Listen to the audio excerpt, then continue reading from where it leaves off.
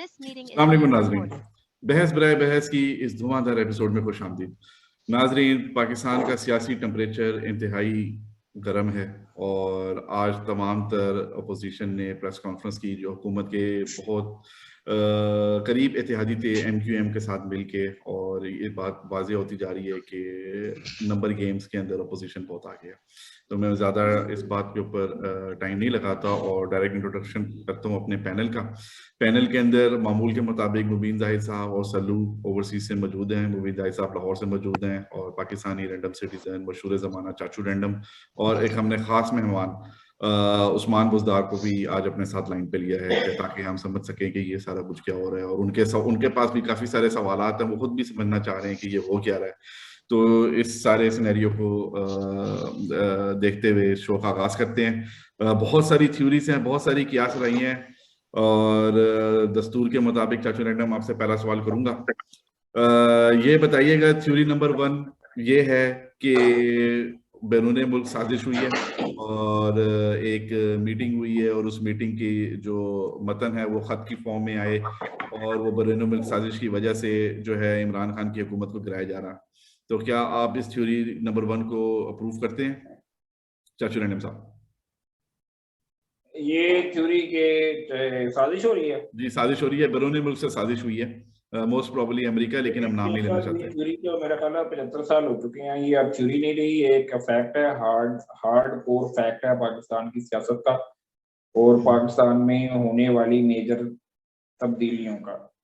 तो of course there's always been a conspiracy and there's always been people moving behind the shadows जो पाकिस्तान में अपनी मर्जी की कार्रवाइयाँ करने पे यकीन रखते हैं, और ये तब से जारी है जब से पाकिस्तान एक एटमी कुव्वत बना है, क्योंकि otherwise Pakistan does not play a very interesting role in the geopolitical setup, but because Pakistan is the only Muslim country of the elite club where there's no one else competing from the Muslim world, that's why साजिश की theory नहीं है, साजिश एक fact है।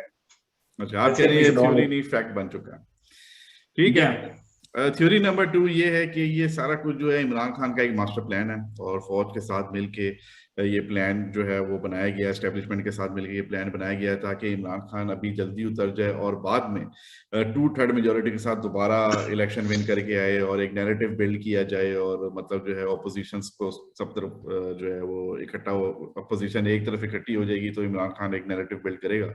मुबीन जाहिद साहब, आप क्या थ्योरी नंबर 2 को एंडोर्स करते हैं? आप समझते हैं कि ये वाकई एक ऐसी साजिश है, ये एक ऐसा प्लान है जो कि मास्टर प्लान है इमरान खान का हिमसेल्फ, कि वो अपने आप को सियासी शहीद करे और 2/3 मेजोरिटी के साथ दोबारा पार्लियामेंट के अंदर आए अगले इलेक्शन के यार? ये मेरी ख्वाहिश तो जरूर है, लेकिन मुझे बिल्कुल नहीं पता कि ये फैक्ट है या नहीं, क्योंकि अभी तक मैं थोड़ा सा इसको ब्रेक डाउन इस तरह से कर लेता हूँ कि this just a theory again, मतलब इसमें कोई हमें नहीं पता कि सही है या नहीं, बट द फैक्ट के एक दिन पहले जो है वो क्यू लीग, जो कि एस्टेब्लिशमेंट के बहुत करीब एक पार्टी समझी नहीं जाती, मेरे ख्याल है ये सबको पता है, उन्होंने अनाउंस कर दिया कि जी वो गवर्नमेंट का हिस्सा रहेंगे, but at the same time MQM ने जो है वो आज फैसला कर लिया कि वो ऑपोजिशन के साथ जा रहे हैं।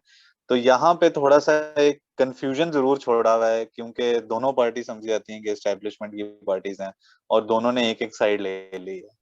तो एज फार एज कुछ हमारे दोस्त हैं अफान शौकत जैसे, उनकी न्यूट्रल वाली जो थ्योरी है तो उसमें तो ये पूरा बैठ जाता है, ठीक है। बट लगता ये है कि देखें, अगर हम थोड़ा सा इसको क्लोजली जरा देखें तो अराउंड 3-4 मंथ्स अगो ऐसा लग रहा था कि PTI की गवर्नमेंट बहुत मुश्किल में है, और उनकी गवर्नेंस या उनकी जो डिलीवरी है उसके ऊपर बहुत सारे क्वेश्चन मार्क्स उठाए जा रहे थे। हालांकि मेरा पर्सनल ओपिनियन उनके खिलाफ है, लेकिन we will skip that for now. And suddenly इस चीज की वजह से पार्टी के अंदर, पार्टी के सपोर्टर्स के अंदर, और मेरे ख्याल है जनरल आवाम के अंदर भी दोबारा से एक पॉलिटिकल जो एक जज्बा होता है ना, वो आ तो गया है for sure. So this might help in the next elections, but again depend ये करता है कि अगर तो इलेक्शंस बकौल सब लोगों के एस्टेब्लिशमेंट के हाथों में होते हैं और वो खुद ही से जो है वो पिक एंड चूज करते हैं, देन तो of course you never know, this it can be either way. It can be either way. हाँ, लेकिन ठीक है। अगर हम सिर्फ ये देखें कि ऑपोजिशन इज कमिंग इन और उनके पास अभी बजट आने वाला है जून में, टाइम कुछ है नहीं, ठीक है, और खबरें पहले यही चल रही थी कि Shahbaz Sharif actually doesn't want to be the prime minister, के उसके सर पे जो है वो सारी चीजें आ जाएंगी, और बहुत खूबसूरती से जो है जरदारी साहब ने अपने आप को साइड पे करके तो बाकी सबको आगे लगा दिया। तो पता नहीं अब इसमें what is real what is not, but speculation तो ये सारी चल रही है। ठीक है, थ्योरी नंबर 3 ये है, सल्लू साहब आपसे पूछूंगा थ्योरी नंबर 3। हॉर्स ट्रेडिंग जो है वो आपको पता है, सल्लू आपका स्पीकर माइक पे है। तो हॉर्स ट्रेडिंग थ्योरी नंबर 3 ये है कि अभी तक हॉर्स ट्रेडिंग गर्म है और रेट लगे हुए हैं, और हुकूमत जो है वो लास्ट डे जब उन्होंने इन कैमरा ब्रीफिंग करनी है पार्लियामेंट की तो वो दोबारा रेट लगा देगी। और जो हुकूमत कहती है 80% कॉन्फिडेंस है कि ये सारे लोग वापस आ जाएंगे, वो इसलिए कॉन्फिडेंस है कि हुकूमत अभी ये चेक कर रही है कि 25 करोड़ किसको लग गए, तो जिसको 25 लग गए उसको 30 करोड़ लगा के वापस ले आएगी, और मतलब डर्टी गेम करेगी हुकूमत। तो क्या हॉर्स ट्रेडिंग की इस थ्योरी नंबर 3 को आप एंडोर्स करते हैं सलू साहब? शेख साहब, आपने ये सवाल तो मुझे पहले बताया नहीं था कि आपने मुझसे इस तरह की बात भी पूछनी है। पहले आप बता के सवाल किया करें ना, ऐसे थोड़ी होता है। ये हमारा देखें, हम अनस्क्रिप्टेड शो करते हैं। बंदे को तैयार रहना चाहिए उस उम्र में आके किसी भी हाथ से। क्या दोबारा बताएं चाचू रैंडम, आपने क्या कहा है? देखो हर चीज अब तुम्हें दोबारा और पहले तो नहीं बताई जा सकती ना, बस जवाब दो तुमसे सवाल किया। यार पता नहीं, मैं जाती तौर पे बहुत ज्यादा सोच रहा हूँ। मेरे ख्याल से गेम इज ओवर, मेरे ख्याल से गेम ओवर।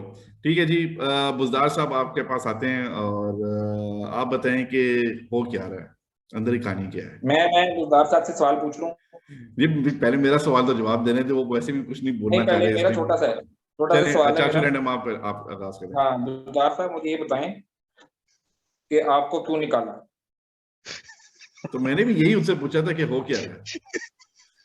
ये कोई सवाल नहीं था जी बुजदार साहब।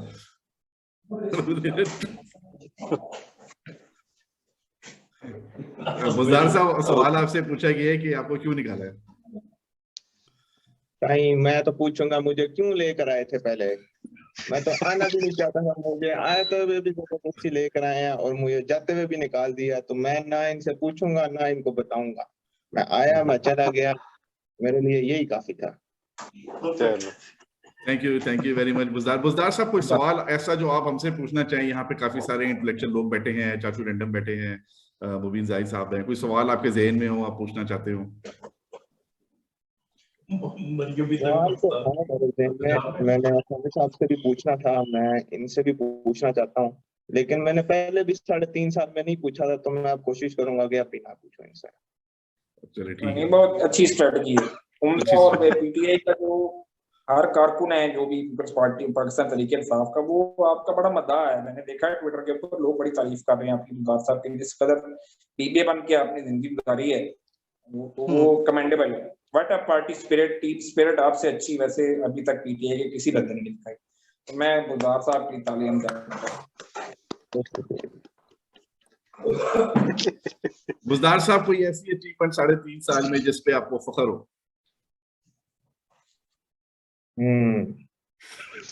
मेरा हेलीकॉप्टर में जो झूला लिया था, हेलीकॉप्टर के झूले वाली जो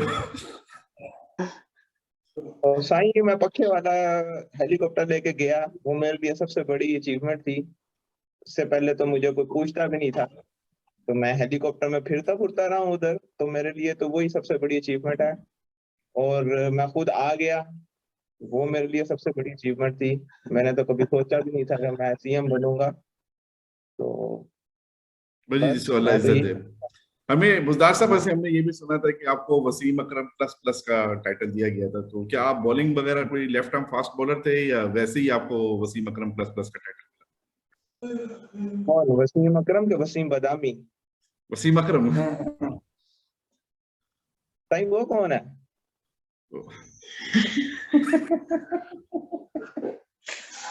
ठीक है सर। बुजदार साहब, मुझे मेरा एक सवाल बुजदार साहब से, ये आपकी 2 दिन में आपने दाढ़ी कैसे इतनी बढ़ा ली है? दुख में? ये तो आपको पता ही है, दाढ़ी तो काफी दिनों से बाड़ी थी, मुझे को सामने ही नहीं लेके आता। ये तो अब मैं सामने आया तो पता चलता तो दाढ़ी बढ़ गई है मेरी। ये भी बात ठीक है। अच्छा, थोड़ा सा एक सवाल चाचू रैंडम आपसे मैं पूछता हूँ। एक थ्योरी ये भी है, थ्योरी नंबर 4 में उसको बोलूंगा कि मतलब थोड़ी सी मैंने रिसर्च की है। 28 फरवरी को इमरान खान जो है वो रशिया गए, और उसके बाद होता ये है कि 28 फरवरी है या सॉरी 24 फरवरी है, 24 फरवरी को वो शायद रशिया गए। जो मैंने आर्टिकल पढ़ा, सॉरी, वो आर्टिकल 28 फरवरी का था। अच्छा, एनीवेज 3 मार्च को पाकिस्तान में अपॉइंटमेंट होती है यूएस एम्बेसडर की, जिसका नाम है डोनाल्ड ब्लूम गालिबन। और डोनाल्ड ब्लूम जो है वो काबुल में भी काम कर चुका हुआ है, और क्या कहते हैं, मतलब डिप्लोमेटिक मिशन पे यूएस की तरफ से काफी क्रिटिकल जगहों पे उसने काम कैरियर डिप्लोमेट, और एक उसकी रेप्यूट भी है कि हुकूमत गिराना बनाना उसका काम है। और रिजीम चेंज स्पेशलिस्ट क्या कहा जाता है, चेंज स्पेशलिस्ट भी मतलब इस तरह की है। तो डोनाल्ड ब्लूम की अपॉइंटमेंट होती है 3 मार्च को, और 7 मार्च का वो खत है जो खान साहब ऐसे ऐसे लहरा रहे हैं, वो बेसिकली 7 मार्च उसकी तारीख है। और उस बेसिकली वो खत नहीं है, वो बेसिकली मिनट्स ऑफ मीटिंग्स हैं। और मिनट्स ऑफ मीटिंग में उन्होंने ये बताया कि हुकूमती कुछ लोग जो हैं वो किसी एक गैर मुल्की कुछ बंदों से मिले, और एक मीटिंग हुई। मीटिंग में कहा गया कि हमें आपका रशिया जाना अच्छा नहीं लगा, और अगर अदम एतमाद में पाकिस्तान कामयाब, अगर इमरान खान सरवाइव कर गए तो पाकिस्तान के लिए हालात टफ कर देंगे और आर्म ट्विस्ट कर देंगे, लेकिन अगर इमरान खान गिर जाता है तो सारे गुनाह माफ कर दिए जाएंगे। तो क्या कहते हैं आपके, ये जो मैंने अभी सारे तारीखें जोड़ी हैं, तो आपको लगता है कि वो मीटिंग डोनाल्ड ब्लूम और शाह महमूद कुरैशी और कुछ ऑफिसर्स के दरमियान हुई होगी, जिसके मिनट्स ऑफ मीटिंग है ये? आप कुछ सेकंड करते हैं इस थ्योरी को? I think you are a little underread on this subject. जो अभी बहुत प्लॉजिबल और वो एक्सप्लेनेशन चल रही है कि वो जो अमेरिका में पाकिस्तान के एम्बेसडर हैं, मतलब पाकिस्तान एम्बेसी से ये मुरासला यहाँ भेजा गया है, और वहाँ पे होने वाली जो सेंटिमेंट्स हैं यूएस कांग्रेस के या वहाँ पे और मौजूद अरबाब इख्तियार के टुवर्ड्स पाकिस्तान, उनके बारे में एक फोरकास्टिंग की गई है कि यहाँ पे इस तरह का माहौल है। They are not happy with the current government in Pakistan, and they don't think any progress is possible as long as Prime Minister Imran Khan is in power. तो वो उस चीज की एक तरह से फोर वार्निंग, जो बेसिकली हर embassies जो हैं वो अपने मुल्क में वापस इंटीमेशन भेजती रहती है, और वहाँ पे क्या हो रहा है, और वहाँ पे जो म्यूचुअल नहीं, सॉरी इंटरप्शन के लिए, लेकिन ये वो नहीं है, क्या कहते हैं, ये तो कंफर्म नहीं कर देता इन्होंने कि it was a meeting, actual meeting between one country and one specific country. ये कंफर्म कर दिया ये कंफर्म है। जो खत है वो ये कोई उनके ख्यालात नहीं है, है, this is directly coated from they was coating the people of that government. जो मतलब खत है उसके अंदर कोट किया गया है उस गवर्नमेंट के लोगों को कि उन्होंने डायरेक्टली ये कहा है, मीटिंग में ये चीज बोली है। हाँ, उसको कहा गया है कि भाई ये हम तुम्हें बता रहे हैं। जाहिर है उसको कहा इसलिए गया ताकि वो उसको कम्युनिकेट कर दे कि भाई people are not here, you not towing our line. तो आप सेकंड कर रहे हैं इसको बेसिकली? नहीं, इसको ये सेकंड क्या, ये तो फैक्चुअल है। मतलब ऑलमोस्ट, मतलब as far as we know, as far as the public information is concerned, this is a factual situation के वहां पे इस तरह की कोई कार्रवाई हुई है, और they are not happy with. Of course अगर आप पीछे नजर दौड़ाएं पिछले 3-4 साल में जब से खान साहब की गवर्नमेंट आई है, तो the government is taking steps जो कि अगेंस्ट अमेरिकन इंटरेस्ट हैं, लेकिन पाकिस्तान के नेशनल इंटरेस्ट में। तो बेसिकली क्लैश यही है कि वो कहते हैं जी आप अपने नेशनल इंटरेस्ट को बैक बर्नर पर रखें और हमारे इंटरेस्ट को यानी कि अमेरिकन इंटरेस्ट को आप फोरफ्रंट करें। ठीक है, उस हिसाब से चलें। हमें चांद बाबू ने भी ज्वाइन कर लिया है। चांद बाबू खुश आमदीद। और उस्मान बुज़दार साहब, आपसे एक और सवाल पूछता हूँ मैं कि ये जो सारी अभी हम लोगों ने एक थ्योरी सामने रखी है डोनाल्ड ब्लूम वाली, और ये जो सारा खत है, इसकी कोई अंदर की कहानी आपको पता है? खान साहब ने आपको बताई हो?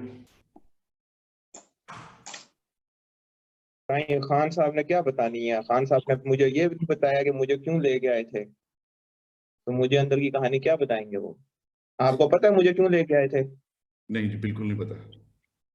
Okay. अच्छा बुज़दार साहब, ये ये बुज़दार साहब बताइएगा कि जो तरीन ग्रुप है और जो अलीम ग्रुप है पीटीआई का, उनका आपसे क्या खिलाफ है? वो तो आपकी मतलब पीटीआई पार्टी के बंदे हैं, तो वो क्यों आपसे खिलाफ रखते हैं? भाई मुझे क्या पता, मैं तो इनको जानता भी नहीं हूँ, मैं तो कभी मिला भी नहीं हूँ इनको। ये तो खान साहब का मसला है, इनके साथ रगड़ा मैं गया हूँ बीच में। ये भी बात वैसे आपकी बिल्कुल नहीं, ठीक है। जैसे आई थिंक ये एक बड़ी सीरियस डिबेट भी हो सकती है इस बात के ऊपर कि उस्मान बुज़दार की क्या अफादियत थी और व्हाट वाज इट। वो तो फिर आपकी थ्योरी नंबर 2 है ना, जिसके अंदर आपने इस तरफ हिंट किया। यार मेरा तो ख्याल है उस्मान बुज़दार का बड़ा सिंपल सा है, जो कि अपेरेंटली एडमिट भी किया है इमरान खान ने कि मतलब कि पार्टी के अंदर के मसले मसाइल थे, उसकी वजह से कोई और ऑप्शन नहीं थी एंड दे कुडंट ट्रस्ट। जाहिर है कि क्यों काफ लीग को वो 5 साल के लिए तो नहीं वो हुकूमत देने वाला ना, तो जाहिर है कोई इसी तरह का बंदा चाहिए था फिर। देखें बुज़दार साहब, आपको इसी किस्म का बंदा कह रहे हैं, आपकी क्या राय है इसके ऊपर? आप मतलब कोई अपनी तारीफ में कुछ कहना चाहेंगे, कोई डिफेंड करना चाहेंगे उसको? ये तारीफ ही थी अपना डॉक्टर शेख। ये मेरे लिए तारीफ थी या ये मेरे अगेंस्ट कोई पॉइंट था खान? मुझे समझ नहीं आया, सही है आपका पॉइंट। बुज़दार साहब कोई अपनी एक खूबी बताएं। यार खूबी क्या बताऊं मैं आपको? गुलजार साहब का मुंह बड़ा और मूछें छोटी हैं। जी बहुत शुक्रिया चांद बाबू, आपने हमारी बहस में कंट्रीब्यूट किया। बिल्कुल, आपने हाँ आपने वो ऐसा ही जवाब दिया जैसी आपसे तवक्को थी। चांद बाबू, आप क्योंकि शो आपने ज्वाइन कर लिया है, इस सारी मौजूदा सियासी सूरत हाल के ऊपर कोई अगर शेर अगर आप हमारी नाजरीन की खिदमत में पेश कर दें तो बड़ा मजा आएगा, मौके की मुनासबत से। हाँ डॉक्टर शेख अस्सलाम वालेकुम। मैं बहुत शुक्रगुजार हूँ, आपने मुझे दोबारा से मदऊ किया शो के अंदर। असल में मुझे पहले आप ये बात ये कि आप जो शाम को नोट्स भेजे थे हमारे इस बहस के व्हाट्सएप ग्रुप के ऊपर, उसको आप कैसे जस्टिफाई कर रहे हैं आप, और अब आपका क्या मौक़िफ़ है? आपकी तबीयत साफ हुई है क्या थोड़ी चांद सी, बाबू या अभी भी उसके शेर सुना अंदर? दें आप? चांद चांद बाबू, बाबू जो आप पूछा शेर गया वो बताएं, मैं अपने नोट्स की तरफ भी वापस आता हूँ। चांद बाबू वैसे वो एक इंटरेस्टिंग पॉइंट है, उसको रिपीट कर दिया जाए वैसे ही जनरली डॉक्टर शेख का नाम हज़फ करके। चले मैं रिपीट एक कर देता हूँ सेंटिमेंट इनकी तो है, आवाज में, इनकी आवाज में। सेंटिमेंट तो ये है लोगों में। एक एक एक मेरे पास एक नाजरीन खत पड़ा है जिसमें डॉक्टर शेख का जिक्र है। ये खत है। नाजरीन, एक दफा का जिक्र है कि अपोजिशन के ने प्रेस कॉन्फ्रेंस की और ये ऐसा महसूस हुआ कि इमरान खान जा रहा है, तो मुल्क की बेहतर फलाह और पाकिस्तान के मुस्तकबिल के लिए मैंने डीप थिंकिंग की और मैं अपनी गहराइयों के अंदर गया। तो मैंने सोचा कि जिस तरह बहुत सारे लीडर्स को कुर्बानियां देनी पड़ती हैं, और हम क्योंकि एक गरीब मुल्क हैं और अनफॉर्चुनेटली हमारा मुल्क जो है वो उसकी एक्सपोर्ट्स कम है, इंपोर्ट्स ज्यादा हैं, तो उसमें करंट अकाउंट डेफिसिट रहता है, जिसकी वजह से हमें कर्जे लेने पड़ते हैं, जिसकी वजह से हमारी डिपेंडेंसी है, जिसकी वजह से हमारी फॉरेन पॉलिसीज जो हैं वो आज़ाद नहीं है। और उसकी आज़ाद ना होने की बहुत बड़ी वजह ये है कि क्योंकि वी आर नॉट इंडिपेंडेंट, हमारे पास ना तो तेल है ना ही कोई ऐसी चीज़ है जिससे हम मतलब किसी और की फॉरेन पॉलिसी को इन्फ्लुएंस कर सके। तो मैंने ये सोचा और मैंने इस अपने ख्यालात का अपने बाकी दोस्तों से भी जिक्र किया जो उनको बिल्कुल पसंद नहीं है। मैंने कहा कि ठीक है, अगर इमरान खान की कुर्बानी दी जा रही है और फॉर द ग्रेटर कॉज या for the betterment of the people of Pakistan, तो लेट इट बी। हमने 9/11 के दौर के टाइम पे भी हमें कहा गया था कि आर यू विद अस और विदाउट अस, वरना आपको स्टोन एज में बैक ले जाएंगे, आपको स्टोन एज की तरफ ले जाएंगे। तो आज फिर एक ऐसा मौका आ गया है जब अगर अमेरिका को या जो ग्लोबल एस्टेब्लिशमेंट है उसको इमरान खान नहीं पसंद, वो कह रहे हैं इसको हटाओ नहीं तो हम आपको स्टोन एज पे ले जाएंगे और हम आप पे सैंक्शंस लगा देंगे। तो सैंक्शंस पाकिस्तान जैसा मुल्क बर्दाश्त नहीं कर सकता। ईरान सैंक्शंस बर्दाश्त कर गया क्योंकि उसके पास अपना तेल था, रशिया सैंक्शन बर्दाश्त कर सकता है क्योंकि उसके पास अपनी गैस, अपना तेल, सब कुछ है, लेकिन पाकिस्तान जैसा मुल्क सैंक्शंस बर्दाश्त नहीं कर सकता। तो लिहाजा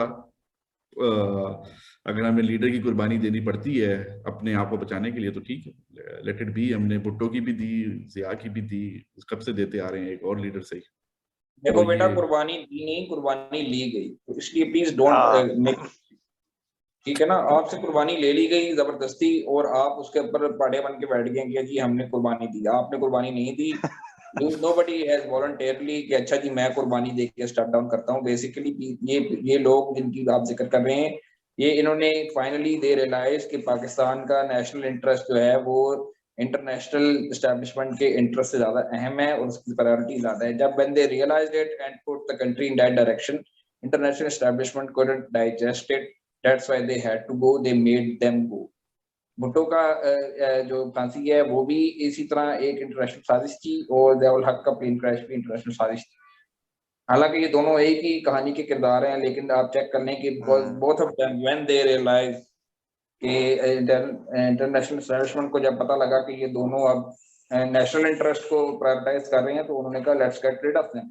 लेकिन ठीक है, लेकिन क्या पाकिस्तान क्या पंगा ले सकता है? आपको लगता है पाकिस्तान इस पोजीशन में है एज अ स्टेट? मैं पाकिस्तान एज अ स्टेट बात कर रहा हूँ. यहाँ पे क्या कहते हैं हमारे चाचू एक्स, हमारा यहाँ पे एक सवाल है. तो यानी कि आप ये कहना चाह रहे हैं कि ज़िया के प्लेन क्रैश के बाद इस मुल्क के अंदर कुछ भी नेशनल इंटरेस्ट का हुआ ही नहीं है? इसका मतलब ये तो कितनी डरावनी बात है. ये तो बहुत ये तो मेरे ख्याल है हम सबको पता है कि ऐसी बात ही है. नेशनल इंटरेस्ट में सिर्फ पाकिस्तान की इकोनॉमी नहीं आती, there are also other things as well. हमें जो डराया जाता रहा है या सिर्फ ये इकोनॉमी है, जी इकोनॉमी तबाह हो जाएगी, ये हो जाएगा, वो हो जाएगा. Pakistan so rich in resources, तो अगर आप अपने पाँव पे खड़े हो ना तो आप बहुत कुछ मैनेज कर सकते हैं.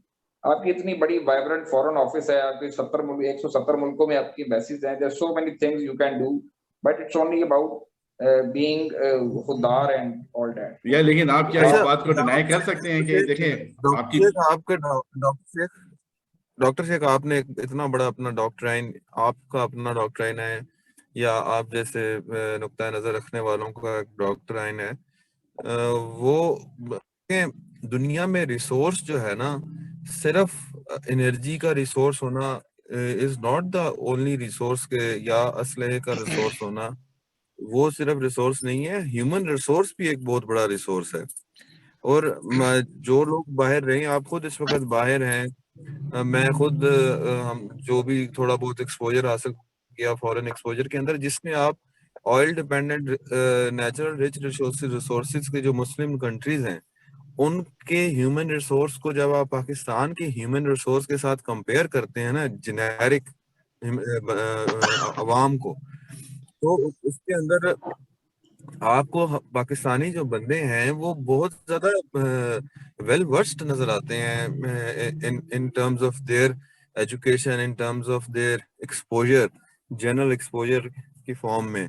तो आप कंपेयर नहीं कर सकते कि उनके पास तेल है तो वो अपनी फॉरेन पॉलिसी डिक्टेट कर सकते हैं, हमारे पास नहीं है. रिसोर्सेज की कमी, जिस तरह चाचू रैंडम ने कहा, कमी कोई नहीं है हमें. ह्यूमन रिसोर्स के अलावा नेचुरल रिसोर्सेज भी बहुत से, एग्री रिसोर्सेज बहुत हैं. तो बेसिकली ये पॉइंट आपका थोड़ा वीक है. अब रशिया भी है, ठीक है, वो एक सुपर पावर रह चुका है, हमारा उससे मुकाबला नहीं है उस तरह से. बट आप ये देखें कि हमारे मुकाबले में अफगानिस्तान के पास क्या रिसोर्स था, क्या रिसोर्स है अफगानिस्तान के पास? तो अफगानिस्तान के हालात अच्छे हैं, क्या आइडियल हालात हैं? नहीं, हालात अच्छे या हालात बुरे की मैं बात नहीं कर रहा. मैं बात कर रहा हूँ जो आपका डॉक्ट्रिन है ना, जिसमें मैं ये कहता है कि जी मुल्क नहीं रहेगा, अगर हमने अपने मुल्क को आगे लेके जाना है तो हमने ये करना है या हमने वो कर. देखें मैं थोड़ा सा चांद बाबू रोकता हूँ आपको. पॉइंट ये है कि हमने मुल्क आगे लेके नहीं जाना, हमने मुल्क को बचाना है. बेसिकली मेरा पॉइंट ये है कि मुल्क को बचाना है फ्रॉम अ डिजास्टर. एक डिजास्टर प्रेडिक्शन है. आप अभी इस चीज को डिनाई नहीं कर सकते. यूनाइटेड स्टेट्स ऑफ अमेरिका ये पावर और ये अथॉरिटी रखता है कि वो अपने अलायंस के साथ मिलके, जो कि नेटो के अलायंस हैं, किसी भी मुल्क पे इकोनॉमिक सैंक्शंस लगा सकता है अपनी विश और अपनी विल के मुताबिक. अगर आप उसकी मंशा के मुताबिक काम नहीं करते तो वो आप पे इकोनॉमिक सैंक्शंस लगा सकता है, जिससे जो भी मुल्क है वो एक मुश्किल हालात में आ जाता है. अरे ये बात फैक्ट है, ये फैक्ट है ना सर? ये देखें, ये बात बिल्कुल फैक्ट है. इसी के जवाब में यार देखें, इसी के जवाब में मुबीन ने उस वक्त आपको एक बात की थी कि आज से 2 दहाइयां पहले इस बात के फैक्ट का जो असर था वो ज्यादा था, और आज हम जिस एज में आज भी है, मैं देखो आज भी है यार. डॉक्टर शेख देखो, उसमें ये बात है कि आज भी फैक्टर है, but it is not the only factor. Doctor देखिए, आप अफान शौकत वाली हरकतें कर रहे हैं. आप अपना डॉक्टर दे के ऊपर से अगलों की बात भी काट रहे हैं. ठीक है, आपने एक डॉक्ट्रिन दे दिया, अपना बगले का डॉक्ट्रिन भी सुन लें कि बात देखो इसको काउंटर मैं इस तरह करूंगा कि बेसिकली ये 20 साल पहले 25 साल पहले वाली दुनिया तो बिल्कुल भी नहीं है, इससे हम सब अग्री करते हैं मेरा ख्याल है। देयर आर ऑप्शंस, ठीक है। और अगेन बात वही है जो मैं रिपीट करूंगा जो उस वक्त हमारी बात हुई थी कि यार देखें, at the end of the day आपको पता है कि आपका बेसिक मसला ये है कि आप अपने डिसीजंस खुद से नहीं ले सकते, विच इज वाई आप इस लूप में फंसे हुए हैं। तो इस लूप को ब्रेक करने का तरीका ही ये है कि आपको एक दफा की जो है वो बुरा वक्त तो देखना पड़ेगा। और मैं अगेन रिपीट ये करूंगा, जब पीटीआई गवर्नमेंट भी आई थी तो उस वक्त हम सब यही बातें करते थे कि यार अगले 5 साल बहुत मुश्किल होंगे, अच्छा खासा टाइम लगेगा, चीजें खराब होंगी, लोगों के हालात टफ होंगे, सब कुछ होगा। और वो चीजें जब उसी तरह हुई, and despite of the fact के कोविड आया हुआ और इतने सारे फैक्टर्स थे जिसकी वजह से आपकी इकोनॉमी जो है वो क्रिपल हो सकती थी बिल्कुल, उसके बावजूद आपने सरवाइव किया और बहुत अच्छा सरवाइव किया, ऐसी बात नहीं है। तो इसलिए एट सम पॉइंट आपको फैसला करना है, आपके थोड़ा पास सा ऑप्शंस हैं सैंक्शंस के बावजूद भी सरवाइव करने का, बट आप इंटेग्रिटी कॉम्प्रोमाइज नहीं होनी चाहिए, that is the basic point. Doctor साहब देखें, ऑपरेटिबिलिटी के जो मसले हैं ना, ऑपरेटिबिलिटी के या ऑपरेशंस को चलाने के जो मसले हैं, आप आइडियोलॉजिकल मसलों के ऊपर उनको सुपरसीड नहीं करा सकते। नहीं कर कुछ सकते, यस कुछ वेरी गुड। आइडियोलॉजिकल आपके बहुत वाजे red lines and green lines होती हैं जिनके आगे there is no good crossing in, और उससे पीछे जो भी जितना भी बुरा हो जाए वो ज्यादा बुरा नहीं होता कि अगर उसके ब्रीच हो जाए तो आपके घर की चार दीवारी को फलांग के आ जाता है, ठीक है। वो चीज ज्यादा बुरी है या 2 दिन घर में राशन ना होना ज्यादा बुरा है? हाँ ठीक है, बिल्कुल सही बात है।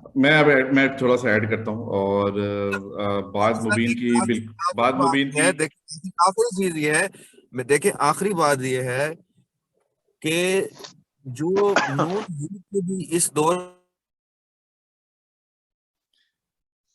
इनकी आखिरी बात पॉज हो गई चांद बाबू की।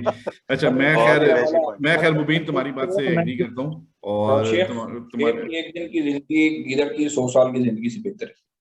बिल्कुल एग्री है। लेकिन मैं डॉक्टर मुबीन मैं की भी एक पॉइंट ऐड करना चाहता हूँ। जी बुज़दार साहब। और मैं उस्मान बुज़दार के कैरेक्टर से बाहर निकलना चाहता हूँ। और पॉइंट मेरा ये है कि जी आप सारों की बातें ठीक हैं, यहाँ लेकिन पे उस्मान खालिद की बात मैं काटना चाहता हूँ। शेख हम लाइव हैं, हाँ लाइव है, अब रिकॉर्ड हो रहे हैं। लाइव नहीं है भाई। डॉक्टर शेख हम लाइव क्यों नहीं हम ये जब तक ये मसला हल नहीं होता हम रोज लाइव क्यों नहीं आ रहे? या वो अच्छा, तो अभी फिलहाल टेक्निकली मेरे पास सिर्फ 3 मिनट मसाइल। रह गए हैं, मुझे उस्मान की बात सुन लेते हैं। उस्मान आप बोलें, बुज़दार साहब। यार मेरा पॉइंट ये है कि जो कासिम बात कर रहा है और जो बाकी कर रहे हैं आइडियलिज्म की और जिसमें इंटेग्रिटी को अपहोल्ड करने की बात कर रहे हैं, उन सारी चीजों को अगर एक तरफ रखें और जिन मुश्किलात को आप फेस करना चाहते हैं ताकि ये साइकिल ब्रेक हो, उन चीजों के लिए अवाम को भी साथ देना पड़ेगा। Very and good. Looking at the way that have been going on for this no confidence vote, आपने नहीं देखा अभी तक कि कोई भी जो पार्ट ऑफ द सोसाइटी है उसने खान साहब को जो है वो आगे सपोर्ट किया हो, अदर देन पीटीआई सपोर्टर्स, कि यार ये जो चोर से ये क्या कहते हैं मुल्क को खराब करते रहे हैं, तो अब हम इनके साथ नहीं चलेंगे। अब जिस तरह खान करेगा उस तरह हम करेंगे, बेशक हमें मुश्किलात भी सामना करना पड़े। लेकिन उसके बावजूद भी आपका most of the society is not supporting, is not going to take those hardships. ठीक है, तो आप ये नहीं कर सकते कि इम्पोज कर दो और आपकी अवाम बाद में जो है वो रिवोल्ट करते कि यार पहले ही इतनी महंगाई है, पहले ही इतनी करप्शन है, सही whatever, बात तो है। आप जो है उसके बाद ठीक है, मजीद वो अब चीजें डाल दो इसमें विदाउट। नहीं देखे बात यहाँ पे उस्मान खालिद मैं ये कहूंगा कि देखें अवाम बिल्कुल नाला थी खान के थोड़े से इस महंगाई के फैसले के ऊपर, लेकिन अवाम ने रिस्पॉन्ड किया है सर। मैं भी देखें अवाम को सिटिंग गवर्नमेंट को मोबिलाइज कराना बहुत मुश्किल होता है, ऑपोजिशन को मोबिलाइज कराना ज्यादा आसान होता है। ऑपोजिशन के पास 100 पॉइंट्स होते हैं, सिटिंग गवर्नमेंट के पास अवाम को मोबिलाइज कराने के कोई खास पॉइंट्स नहीं होते हैं। आप अपनी तारीख में पीछे भी देख लें, सिटिंग गवर्नमेंट्स अवाम को मोबिलाइज नहीं करा पाती, नहीं करा सकती। ऑपोजिशन का मोबिलाइजेशन देख लें, अगर तो देखें अवाम के अंदर सेंटिमेंट होता ना हेट्रेड का और स्ट्रॉन्ग सेंटिमेंट होता तो वो ना आते इमरान खान के साथ। ठीक है नाजरीन, इसके साथ ही हम अपने शो को इख्तिताम की तरफ लेके जाते हैं। और मैं मतलब लास्ट कंक्लूडिंग बार में मुबीन ने एक बात की थी कि किसी न किसी टाइम पे ये लूप टूटना पड़ेगा। हमें ये जो लूप चला हुआ है जिसमें हमें डिक्टेशन दी जाती है और उस डिक्टेशन को हम लेते हैं, तो वो कौन तोड़ेगा? ऑब्वियसली इमरान खान को जिन लोगों ने वोट दिया उसमें बहुत बड़ा फैक्टर था ये वाला कि उसने कहा था कि मैं न खुद कभी किसी के सामने झुका हूं, न किसी को, न अपनी कौम को झुकने दूंगा। एक बड़ा फैक्टर था इसके अंदर। लेकिन मैं फिर यही कहूंगा कि बी एज ए नेशन, और जैसा उस्मान ने भी कहा कि अवाम का भी एक बहुत बड़ा किरदार है इस सबके अंदर के हमें अपने आप को इकोनॉमिकली इतना स्टेबल करना है। पहले मतलब हम लोग अपने आप को इस काबिल बनाए कि हम मतलब जो है किसी से ऊंची आवाज में बात कर सके। हमारे पास राइट नाउ एक न्यूक्लियर जो बॉम्ब्स हैं या न्यूक्लियर जो पावर है उसकी वजह से हम इंडिया से ऊंची आवाज में या सेम आवाज में बात कर लेते हैं। लेकिन ग्लोबल इकोनॉमी को सामना करने के लिए जरूरी है कि पाकिस्तान की जो एक्सपोर्ट इंडस्ट्री है वो ब्लूम करे, वो ग्रो करे, और हमारे मुल्क के अंदर जो है वो खुशहाली इस तरह की इंडस्ट्रियलाइजेशन हो, हम मोबाइल फोन बनाएं, हम गाड़ियां बनाएं, मैन्युफैक्चर करें। जिस तरह जर्मनी ने अपने आप को अपने पांव पे खड़ा किया, तभी आप बाकी लोगों को डिक्टेट कर सकते हैं या किसी की डिक्टेशन को लेने से इनकार कर सकते हैं, ताकि आप सेल्फ की जो स्ट्रॉन्ग भी। इसके साथ ही नाज़रीन इजाजत दें, शो का टाइम खत्म हो गया। ये डिबेट ओपन है, इसके ऊपर दोबारा पार्ट 2 आप से मुलाकात करते हैं मजीद डिस्कशन के लिए। टाइम खत्म हो गया मुबीन, फिर मिलेंगे। सी यू अगेन।